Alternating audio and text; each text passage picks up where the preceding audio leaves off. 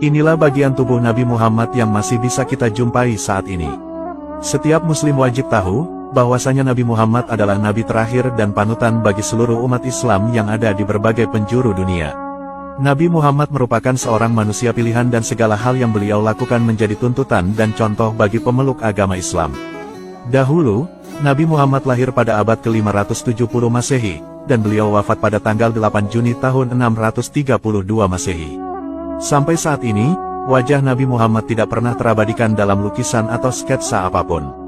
Sehingga, sampai saat ini tidak ada yang tahu bagaimana wajah dari sosok Nabi Muhammad Shallallahu Alaihi Wasallam. Hal ini disebabkan karena adanya larangan untuk menggambar wajah Nabi Muhammad atau mencoba membuat ilustrasinya. Hal ini tentu berbeda dengan agama lain, di mana tokoh-tokoh dalam agama mereka banyak yang digambar dan dibuat ilustrasi dalam bentuk patung. Karena itulah, umat Islam tentu ingin sekali bertemu dengan Nabi Muhammad kelak di surga. Semoga kita semua menjadi umat beliau yang kelak bisa berkumpul dan bertemu dengan Nabi Muhammad di surga nanti, amin. Meskipun wajah Nabi Muhammad tidak tergambarkan, namun beberapa bagian tubuh beliau ternyata masih bisa kita jumpai sampai saat ini. Hal ini tentu bisa mengobati rasa rindu kita kepada Nabi Muhammad. Ternyata, ada beberapa bagian tubuh Nabi Muhammad yang masih bisa kita lihat secara nyata di muka bumi ini. Bagian tubuh Nabi Muhammad yang pertama, yaitu helai rambut Nabi. Beberapa sahabat Rasulullah mengatakan, bahwa rambut Nabi itu memiliki panjang sebahu dan seringkali rontok. Kemudian, oleh sahabat rambut beliau lalu dikumpulkan dan disimpan.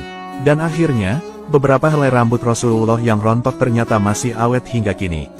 Rambut Rasulullah sendiri ada yang berwarna hitam dan juga putih, di mana rambut itu juga terlihat halus dan bagus. Adapun bagian tubuh Nabi Muhammad yang kedua, yaitu gigi Rasulullah. Dahulu, Rasulullah pernah kehilangan 4 giginya saat peristiwa Perang Uhud.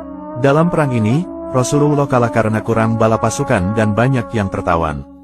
Setelah perang usai, sayangnya hanya 2 gigi beliau yang ditemukan. Gigi ini kemudian dibersihkan dan disimpan. Gigi beliau masih awet hingga hari ini dan disimpan di Museum Topkapi Turki. Kebesaran Allah pada bagian-bagian tubuh Rasulullah membuat umat Islam semakin yakin akan kuasanya. Allah telah memberi Rasulullah kesempurnaan sebagai seorang manusia dan kebijaksanaan serta kemampuan untuk memimpin umatnya. Bila suatu saat Anda berjalan-jalan ke negara Turki, maka Anda bisa mengunjungi Museum Topkapi di kota Istanbul. Adapun tapak bagian tubuh Nabi Muhammad yang ketiga, yaitu cetakan telapak kaki. Dahulu, Rasulullah terkadang tidak menggunakan alas kaki ketika berjalan. Karena itulah telapak kaki beliau tercetak di beberapa tempat. Saat ini, ada satu cetakan telapak kaki Rasulullah yang masih tersimpan di Museum Topkapi Turki dan asli bahwa itu adalah benar dari telapak kaki Rasulullah. Adapun bagian tubuh Nabi Muhammad yang keempat, yaitu janggut Rasulullah. Rambut dari dagu beliau saat ini juga ada yang tersimpan di Museum Topkapi Turki.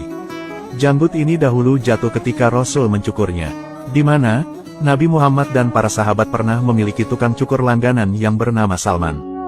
Dahulu, Nabi Muhammad juga suka memelihara janggut. Walau disunahkan untuk memelihara janggut, namun Rasulullah tidak membiarkan janggut di dagunya tumbuh tidak beraturan. Nabi senantiasa mencukur rambut janggutnya agar terlihat rapi.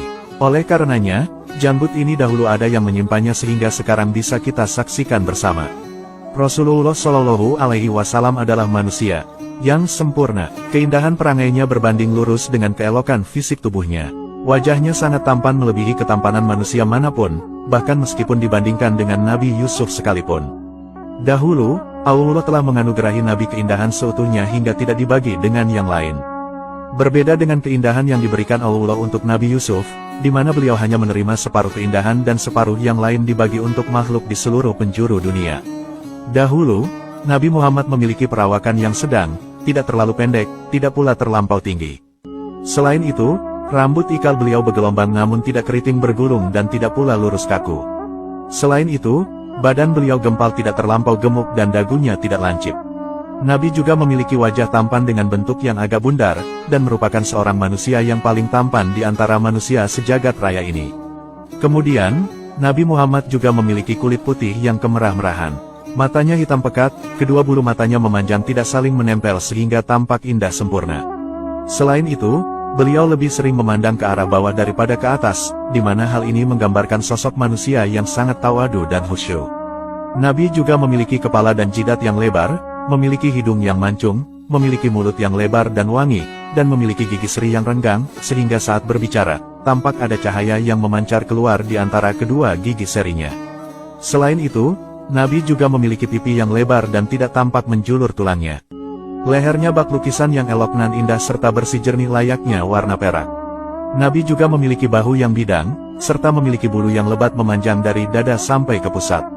Kemudian, Nabi juga memiliki tapak tangan dan kaki yang tebal dan halus.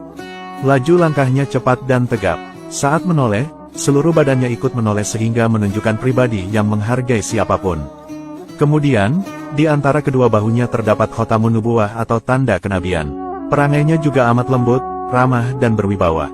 Di mana ketika ada sepasang mata yang melihatnya, pastilah ia akan langsung menaruh hormat padanya meski baru pertama kali memandangnya. Siapapun yang berkumpul dan mengenalinya, maka ia akan mencintainya. Nabi Muhammad juga memiliki keringat putih yang berbau harum sekali. Bahkan saking wanginya, sampai-sampai Ummu Sulaim menjadikannya sebagai parfum. Semoga kita semua kelak bisa berkumpul dan memandang wajah mulia Nabi Muhammad di dalam surga nanti. Amin.